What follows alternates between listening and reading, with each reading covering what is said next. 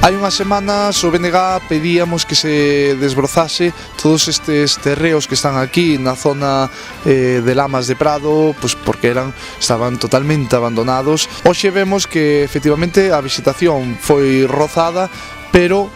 vemos como quedan os restos de plásticos, latas e outro tipo de lixo. Non é a primeira vez que acontece, hai tamén uns días denunciábamos que no polígono industrial das Gándaras, ali a Xunta de Galiza rozara tamén a vegetación nos seus solares e deixou todo o lixo ali acumulado. O BNG vamos solicitar que cando se fagan este tipo de rozas da vegetación, pois que vayan acompañadas a un plan de retirada de lixo, porque de nada serve que se roce a vegetación cando despois vemos estes plásticos tirados, ademais sabendo que estes plásticos acabarán caendo no río e despois acabarán chegando ao mar.